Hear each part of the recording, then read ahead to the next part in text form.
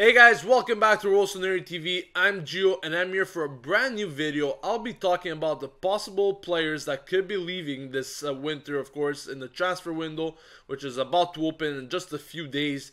But before that, Pippo Inzaghi has always stressed about the presence of the group, and he has always said that it's fundamental how each player, of course, is training in the same way, even though they're not playing much this season. And that is fundamental for him for the team's successes. So it's nice to see that even though these players haven't been playing much, the players that I'm about to mention, of course, they've been showing great professionalism by training like the players that do start in every match.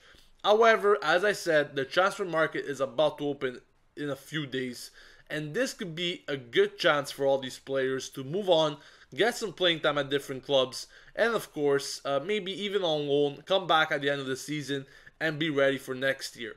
Let me start off by Riccardo Saponara.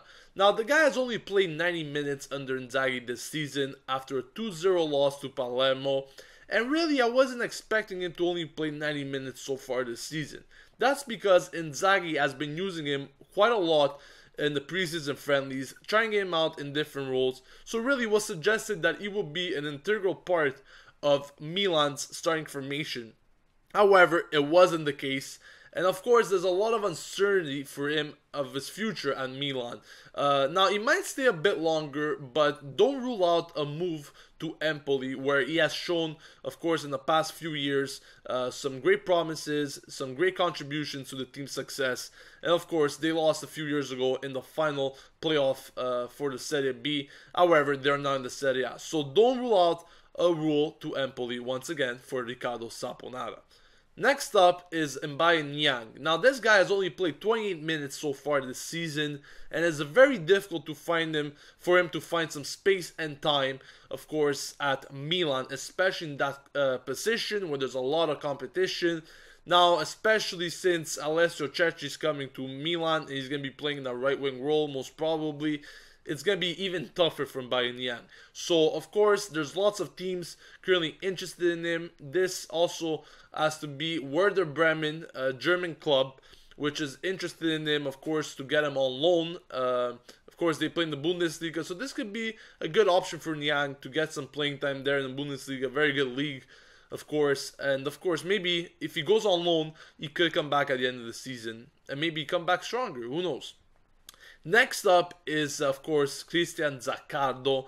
Now, he rejected Parma this summer. We all know the story, the whole commotion there with this swap with Biabiani. In the end, he couldn't come, and so forth. Anyways, he hasn't been used at all by Inzaghi this season. And of course, things are implying to change for him in the second half of the season.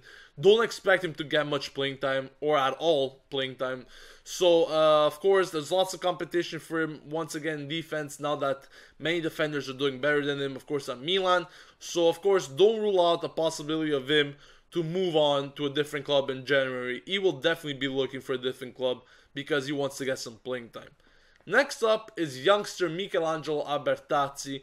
Of course, this guy was supposed to be a promise for Milan. He was hoping to see some playing time this season after doing very well at Verona last year. However, he has yet to see any minutes or play any minutes under Inzaghi. That's much like Cristian Zaccardo's situation. However, there are many offers for him from Serie B sides, but he has rejected them all because he wants to stay at Milan.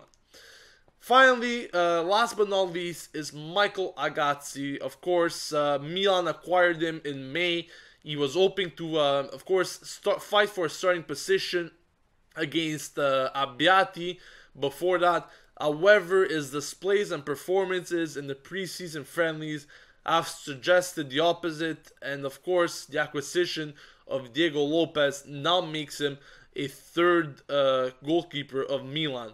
So things have really flipped over for Michael Agazzi from the day he arrived at Milan. Of course, he should remain until the end of the season at the club. However, afterwards, of course, he might find himself another club because he hasn't been getting any playing time as well this season.